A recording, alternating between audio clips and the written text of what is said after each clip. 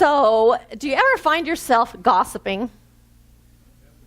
You know, judging and then gossiping about that person that you work with that bugs you, or judging and gossiping about that neighbor that you don't get along with, and you find yourself saying, oh my gosh, you're never going to believe what she did now. Do you say that? Do you do that? You know, I read a story about a woman who is a gossip, and her name is Mildred, and it says, Mildred, the church gossip and self-appointed arbiter of the church's morals, kept sticking her nose in other members' private lives. Church members were unappreciative of her activities, but feared her enough to maintain their silence. She made a mistake, however, when she accused George, a new member, of being an alcoholic, when she saw his pickup truck parked in front of the town's only bar one afternoon. She commented to George and others, everyone seeing his truck there would know what he was doing. George, a man of few words, stared at her for a moment and then walked away. He didn't defend. He didn't explain. He said nothing. Later that evening, George quietly parked his pickup in front of Mildred's house and left it there all night.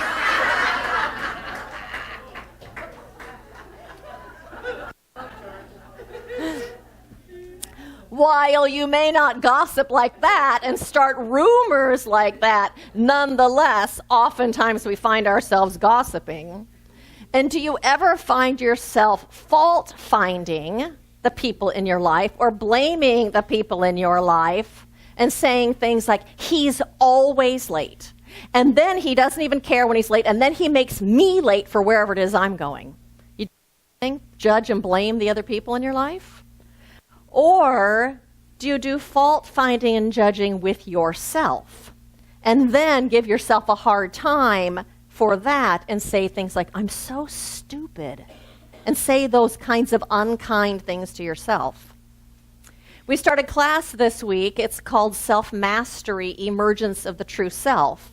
And that class is based on two things. It is based on the book, The 4 Agreements by Don Miguel Ruiz, and the teachings of Center for Spiritual Living and the Science of Mind. And so the first agreement in his book, The 4 Agreements, is be impeccable with your word. And so he defines being impeccable with your word as being flawless with your word. And I think we all have an idea of what that means, to be flawless with your words, which are things like to speak honestly and with kindness. To speak with integrity, meaning to do what you actually say that you're going to do. To tell the truth and not to lie. And to not use words that cause injury, not to gossip. And so we also know the 10 Commandments tell us, thou shalt not lie. But I wonder, is it really that simple, and is that really the best advice all the time? Because would you really tell that woman that you're standing next to in the grocery store line it's the ugliest haircut you've ever seen that she's wearing? Or if you were hiding a Jewish person in your attic and the Nazis came, would you say, oh yes, they're hiding right up there? You know, so it's not necessarily about not telling lies. I think being impeccable with your word is much more really about using words that are life-giving. It's about using words that are thriving. It's about using words that are expansive, both with ourselves and with the other people that are around us. So it's to use words like that rather than blaming or using words that are disempowering or are not kind that actually create poison. And so in Buddhism, part of the eightfold path to enlightenment is about right speech, because right speech is a requisite to enlightenment. And so in Buddhism, they talk about right speech as being about abstaining from lying or false speech, like Mildred, not slandering others, abstaining from rude, impolite, or abusive language, to not speak in a way that causes disharmony or ill will. And don't you think about when you gossip how that creates ill will with the person that you're talking with?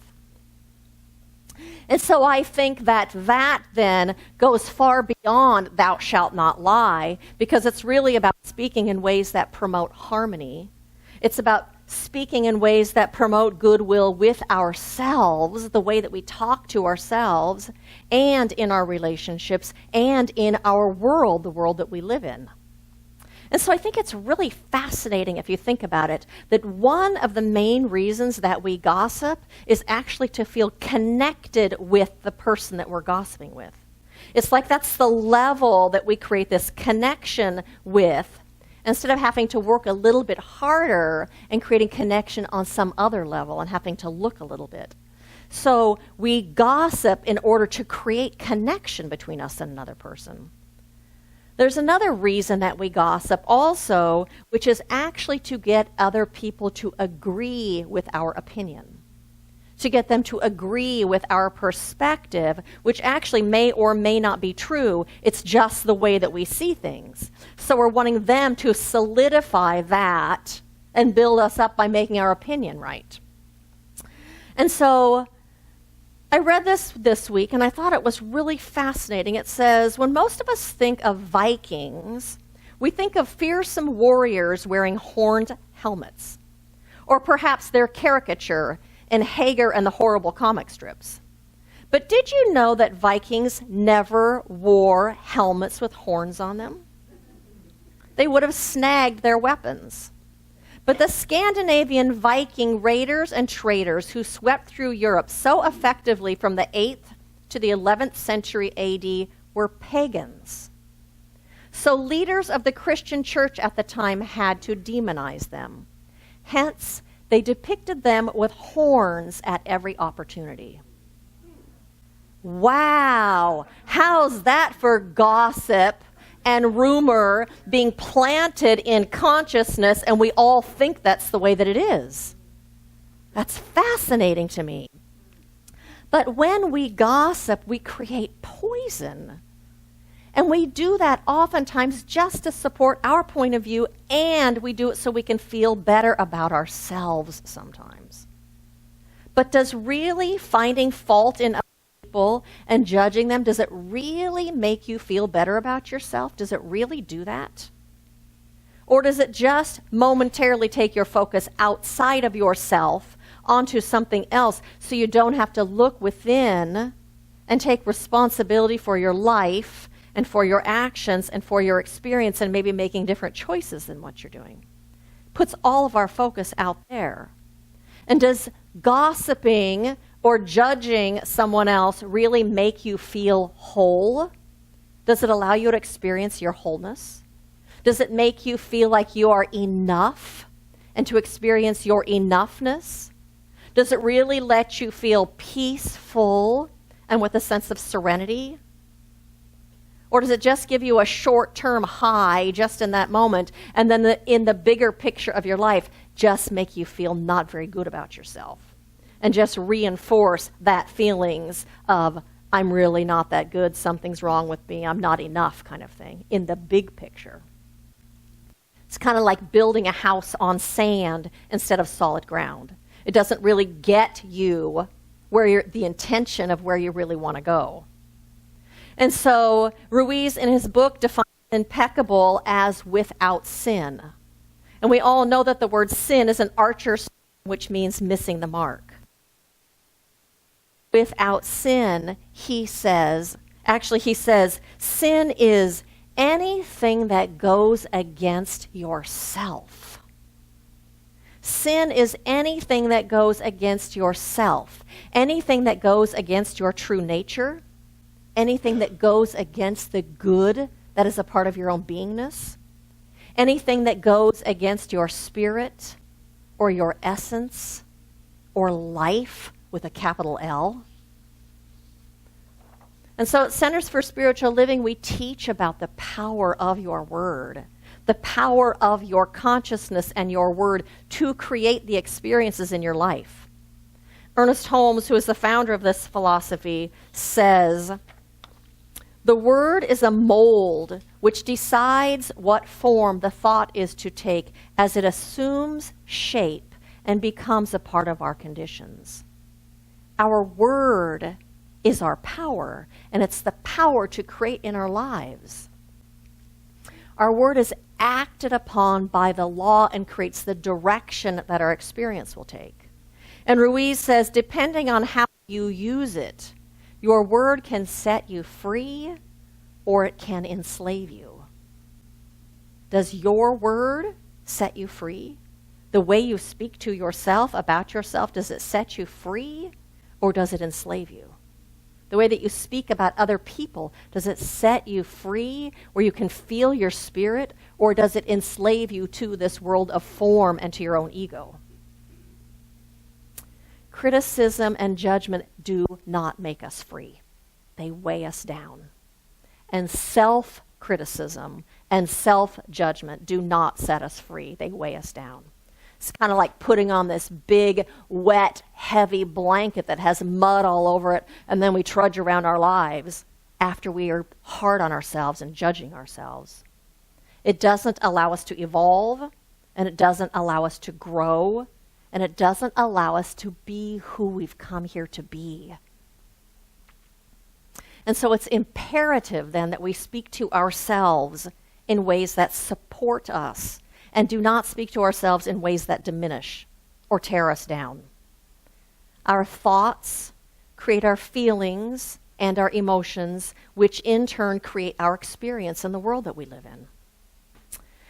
And so in this book, The Art of Being, he talks about this in a way that I really like, and I'd like to share it with you, and it's called A New Way of Being Human.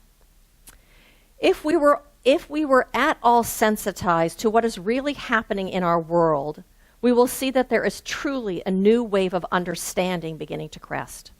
This wave is rising to the call of a deeper compassion than we have ever known before. As this wave lifts us to a new perspective, we're being called to look beyond the trauma dramas with which the media are pummeling at us. The old way of doing things is simply no longer working. In short, a large part of our culture and the belief system that has sustained it for so many years is changing.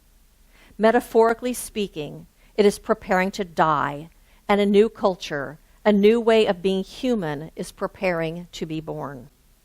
To echo the words of Lynn Twist, who spoke with such great elegance and clarity, we must begin to understand that we're going to have to help hospice an old way of life that no longer works, and midwife a new one that does. I truly resonated with this statement when I heard it because I can identify with the metaphor. Hospice workers are among the most compassionate people on the planet because their sole job is to assist individuals through perhaps the most difficult thing any one of us shall ever do, die. They practice the art of deep compassion and loving kindness and manage to do so without being swept into the emotions of it all. In short, their job is to assist those who are making their transition from one dimension of life to the next with as little pain and as much dignity and peace as possible. In many ways, this is what we are being called to do now in our culture. Being impeccable with our word is helping to bring that new world into being, a world that is based in kindness and compassion and unity and oneness. And so I invite you to close your eyes just for a second and to imagine that you are in a delivery room, working as a midwife, assisting in the birth of the most amazingly beautiful baby you have ever seen.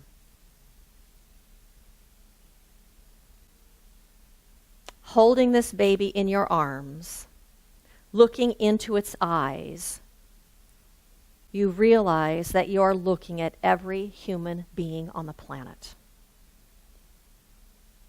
How does it feel to hold the future of humankind in your arms? The truth is, you are doing that right now. A new way of being human begins with you and with me. It begins with love and compassion for every being. And I invite you to open your eyes. We are being asked to be the change we wish to see in the world. And we're being asked to be conduits for that. And one of the ways that we do that is through the words that we speak. Through our consciousness, through our focus, through our attention, and through our words of kindness and care and gentleness and support. And so in the book, This Thing Called You, Ernest Holmes says, your consciousness, which means the sum total of your thoughts, is the medium between the invisible cause and your personal life. Though you were in hell and dwelt on heavenly things, you would immediately find yourself in heaven. Though you were in heaven and dwelt on evil, you would immediately find yourself. Is the result of the wrong use of the law of life. Therefore, your greatest desire should be to use this law rightly. You always use it rightly when you use it constructively. You use it constructively when there is nothing in you that would hurt anyone. You use it constructively when you use it with love.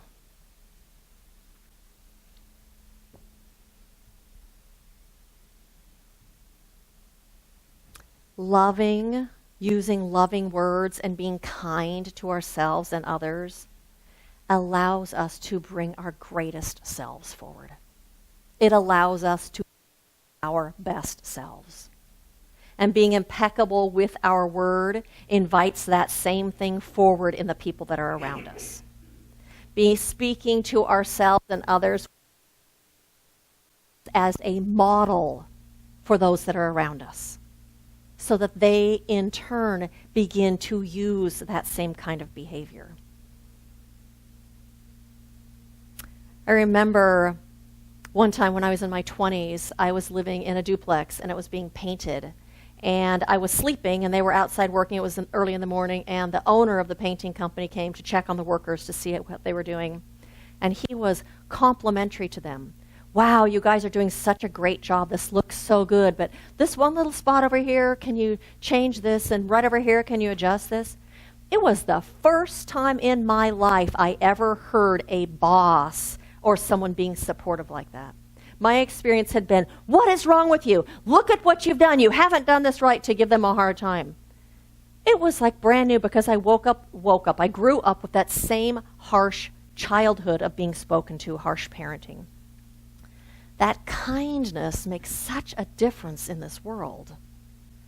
And so being impeccable with your word, speaking honestly and with kindness and with compassion and with honesty in ways that do not cause ill harm or ill will, contributes to bringing this magnificent world into being that we want to live in.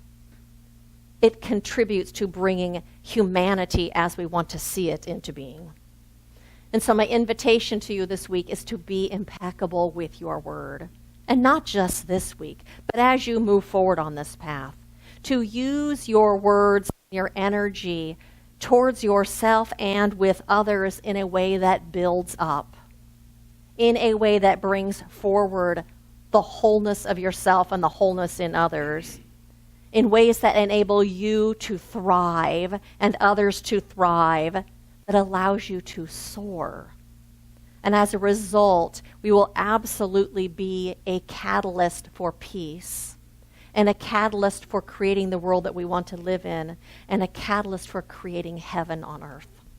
And so blessings to all of you as you walk this path of spirit, this path of allowing your own spirit to come forward and be the thing that leads you in your life. Blessings to all of you.